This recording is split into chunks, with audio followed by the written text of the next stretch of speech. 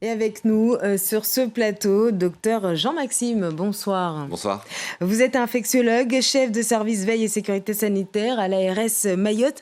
Rassurez-nous, pour commencer, mourir de la leptospirose dans le département de nos jours, c'est assez rare quand même, non? C'est rare. La leptospirose, c'est une maladie qui, au niveau de sa présentation, est très diverse. La majorité des personnes ont des formes qui sont relativement simples. C'est une maladie pour laquelle il existe un traitement par antibiotiques qui permet d'en guérir. Une certaine proportion des personnes qui sont infectées ne vont pas présenter de symptômes du tout. Et comme ça arrive parfois en médecine, une petite proportion de patients vont faire des formes qui sont sévères, qui nécessitent une hospitalisation, parfois un transfert en réanimation, et certains, malheureusement, vont en décéder.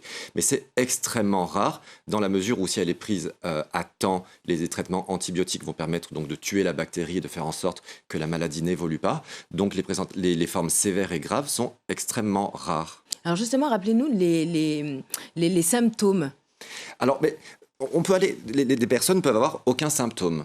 Oui, mais quand on a des symptômes, ça s'apparente à un état grippal un peu un syndrome plus. grippal, donc de la fièvre, des douleurs musculaires, et c'est classiquement la forme principale et prioritaire de la maladie, et c'est ça qui conduit les gens à aller consulter en centre de référence, leur médecin traitant ou aux urgences, et c'est la forme globalement la plus standard. Après, les autres atteintes vont être relativement plus rares, avec des atteintes d'un certain nombre d'organes, mais de façon assez isolée, et les complications sont souvent, comme c'est souvent le cas, un petit peu post-infectieuses, avec des atteintes majeures au niveau du foie, et une petite spécificité d'une forme mahoraise avec une atteinte principale des reins. Et les gens nécessitent quelques jours de dialyse avant de reprendre une fonction rénale normale et de pouvoir reprendre leur vie. Alors, on l'a entendu dans le reportage, il faut faire attention aux eaux stagnantes. Mais est-ce qu'on peut attraper aussi cette maladie en se baignant à la rivière? Parce qu'il y a aussi une partie de la population, certaines des populations pauvres, il faut le dire, qui, pour certaines, se lavent à la rivière à Mayotte. Alors, ce qui est certain, c'est que les modes de contamination habituels de la leptospirose, c'est souvent du coup les eaux de baignade, enfin les eaux, en tout cas les eaux courantes, les eaux de rivière. En métropole, on sait que les professeurs de canot et kayak sont encouragés à se faire vacciner contre la leptospirose parce qu'ils sont sujets au risque d'être exposés à la bactérie.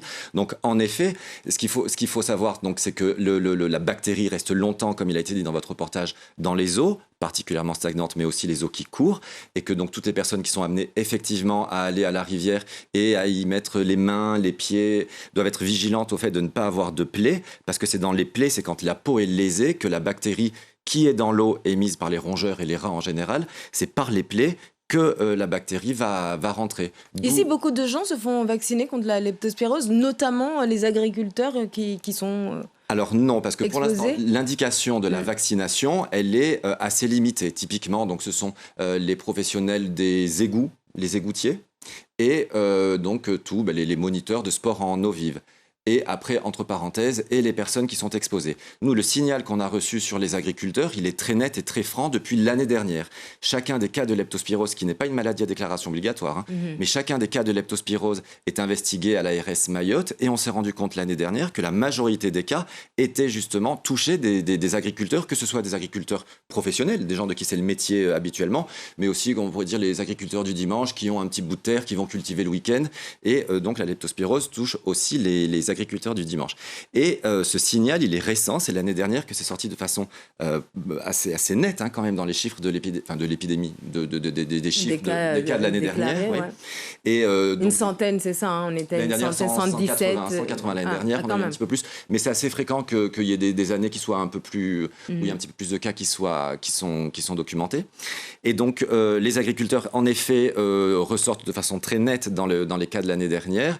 Et donc, un certain nombre d'actions ont été mises en place depuis l'année dernière pour cibler justement les agriculteurs, leur donner les informations de que faire pour éviter d'être en contact avec cette bactérie. Notamment mettre des chaussures, des bottes. Est-ce que vous avez l'impression que vous avez été entendu depuis l'année dernière, juste pour terminer? Alors, je ne suis pas certain. Non, pour l'instant, il n'y a pas encore d'impact majeur de ces politiques, mais vous savez que c'est avec des communications, avec des interventions régulières, et c'est avec la prise de conscience que la maladie peut exister et qu'on peut s'en protéger, que potentiellement, petit à petit, du coup, les habitudes seront amenées à changer.